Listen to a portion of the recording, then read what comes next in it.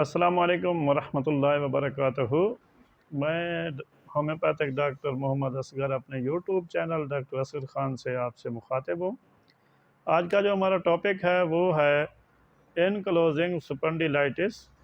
Enclosing spondylitis autoimmune disease है और ये आर्थराइट्स की एक किस्म है। इसमें भी हमारा जो मुदाफ़ियाती निज़ाम है, इम्यून सिस्टम है, वो फ़ॉरेन बॉडी और हमारे जिस्म के हेल्थी टिश्यू की पहचान में कंफ्यूज होता है और फ़ॉरेन बॉडी के साथ साथ हमारे जो हेल्थी टिश्यू हैं उनको भी मारना शुरू कर देता है।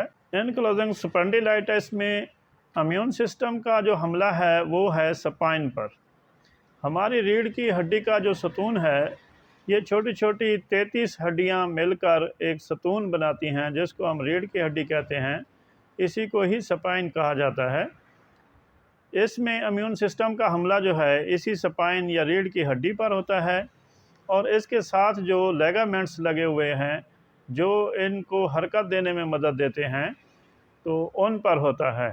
जो लेगामेंट्स हमारी रीढ़ की हड्डी के साथ लगे हुए हैं उसमें ये इम्यून सिस्टम फाइब्रोसिस का अमल करता है जिसकी वजह से वो हार्ड हो जाते हैं, फिब्रोट हो जाते हैं। जो रीढ़ की हड्डी की छोटी छोटी हड्डियां हैं इनके दरमियान में जो कार्टिलेज की डिस्क है उसकी मोटाई कम करती है और उसको क्लोज करना शुरू कर देती है। इनकी जो लचक है, इनकी जो हरकत है वो आहिस्ता आहिस्ता स्टिक्स होती जाएगी और इनमें स्टेफनेस आएगी। एनक्लोजिंग स्पॉन्डिलाइटिस का हमला जो है वो हमारे कूल्हे के जोड़ से शुरू होता है, यानी निचली कमर में दर्द शुरू होगा जो आहिस्ता आहिस्ता बढ़ता जाएगा। इस बीमारी को प्रोग्रेसिव क्रोनिक भी कहा जाता है। क्रोनिक का मतलब है बहुत लंबे अरसे तक पुरानी बीमारी जो चलती रहे, और प्रोग्रेसिव का मतलब है जो दिन ब दिन तरक्की करती जाए, आहिस्ता आहिस्ता बीमारी बढ़ती जाए, कम ना हो।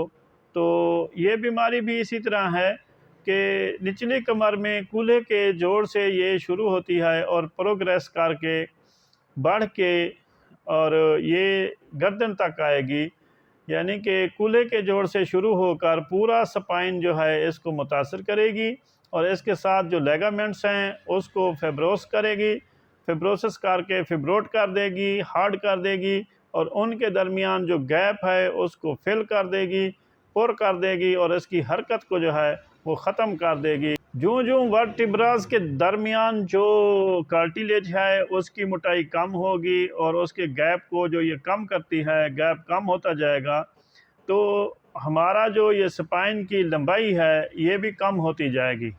तो इस मर्ज़ का जो एक टेस्ट है वो ये है कि नेक से लेकर टेल तक नाप की जाए और फिर कुछ दिन के बाद दोबारा इसकी जब नाप लेंगे, अगर ये कम हो रही है इसकी लंबाई तो फिर जो है बीमारी तरक्की कर रही है, वो प्रोग्रेस हो रहा है, उसका प्रोग्रेसिव में है।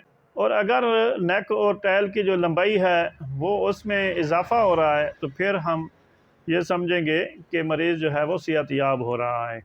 जैसे जैसे इन वर्टिब्रास की जो दरमियान डिस्क है उसको ख़त्म करती जाएगी, उसका जो गैप है वो ख़त्म होता जाएगा, इसी तरह हड्डियां एक दूसरे के करीब आएंगी।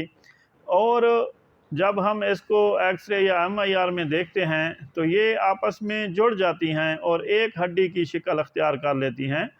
जैसे इसको फिर बम्बू स्पाइन कहते हैं। बम्बू स्पाइन माने ये है कि जैसे एक राड की तरह इसमें ना कोई लचक है, ना ही कोई हरकत है और ना ही इसके अंदर कोई गैप नज़र आता है। जब हम नॉर्मल स्पाइन का एक्सरा लेते हैं या एमआईआर करवाते हैं तो उसके अंदर इन वर्टिब्रास के अंदर जो है गैप नज़र आएगा। नॉर्मल इंसान का जब एक्सरा लेते हैं या एमआईआर करवाते हैं तो उनके जो वर्टिब्रास हैं उनके अंदर हमको गैप नज़र आता है, जिसकी वजह से उसमें लचक होती है और वो हरकत करते हैं, घूम सकते हैं। अब हम इसके इलाज की तरफ आते हैं तो सबसे पहले जो है हम याज़ोमेटिक दवाई अप्लाई करेंगे। तो उसमें सबसे पहले जो है वो सिफलिनियम आएगी। सिफलिनियम की 1 mg की 3 खुराकें दें, एक सुबह, एक दोपहर, एक शाम। और अगर मरीज़ की हिस्ट्री में देखें, अगर कोई टीबी वगैरह है तो फिर ट्यूबरकुलिनियम और बेसिलिनम दें। अगर इसी तरह कोई शिफ्टिंग डिजीज़ है वालिदैन से तो फिर कार्सिनोसन दें। इसके बाद जो है आप इसको मेडिसिन की तरफ आएँ तो सबसे पहले, क्योंकि ये एक ऑटोइम्यून डिजीज़ है, ऑटोइम्यून डिजीज़ में जिस्म खुदकुशी कर रहा होता है, किसी दुश्मन की ज़रूरत नहीं होती, वो खुद ब खुद अपने आप को मार रहा होता है। इसमें अल्लाह पाक की नाराज़गी होती है कि अपना ही जिस्म अपना दुश्मन हो जाता है। एनक्लोजिंग स्पॉन्डिलाइटिस में ये भी एक जोड़ों के दर्द की किस्म है, लेकिन इसमें आर ए फैक्टर जो है, आर ए टेस्ट करवाएंगे जब ये पॉजिटिव नहीं होगा, ये नेगेटिव होगा। और एक और टेस्ट है HALB27 कहते हैं, तो ये इसमें जो है पॉजिटिव आएगा। मियाज़ोमेटिक के बाद जो है हमने जो सुसाइड का जो कंसेप्ट है उसको ख़त्म करने के लिए औरमेट, अग्नेशिया और एसिड फास्ट देंगे। दिक्कत करने से ज़्यादा होता है तो फिर हमने ब्रायोनिया देनी है। दूसरी दवाई जो है वो है कैलकेरिया फ्लोर, और हड्डियों के दरमियान जो लचक पैदा करती है वो है कैलकेरिया फ्लोर, लैकोपोडियम, आर्जेंटम नाइट्रिकम। और रोटा में जो ये लेगामेंट्स, टेंडन, टिश्यूज़ होते हैं, ये ही हार्ड होते हैं और इनकी जो है वो स्टिफनेस आती है, तो उसके लिए जो हमारे पास है दवाई वो है रोटा। कास्टिकम और कालीफास है, ये जो है वहाँ के जो नर्व हैं, मसल हैं, लमनेस है, उसको दूर करती है। उसमें जो प्रॉब्लम आते हैं उनको दूर करके दर्द को कम करती है। हड्डियों की कैरीज़ और वीक के लिए फास्फोरस भी है। इसी तरह इनके कैरीज़ के लिए एसाफोटिडा है। बड़ी दवाइयाँ हैं, उनमें कैलकेरिया फ्लोर है, ब्रायोनिया है, रिस्टाक्स है, लैकोपोडियम है, औरमेट है, अग्नेशिया है और एसिड फास है। इनकी अलामात मैंने बार बार आपको बयान की हैं, तो इनमें आप देखकर इस्तेमाल कर सकते हैं। आज के लिए इतना ही काफ़ी है। दोबारा ज़िंदगी रही तो इंशाल्लाह ज़रूर मिलेंगे। अल्लाह पाक आपकी मुश्किलात में आसानियाँ फरमाए और आपको आसानियाँ तक़सीम करने की भी तौफ़ीक़ अता फ़रमाए।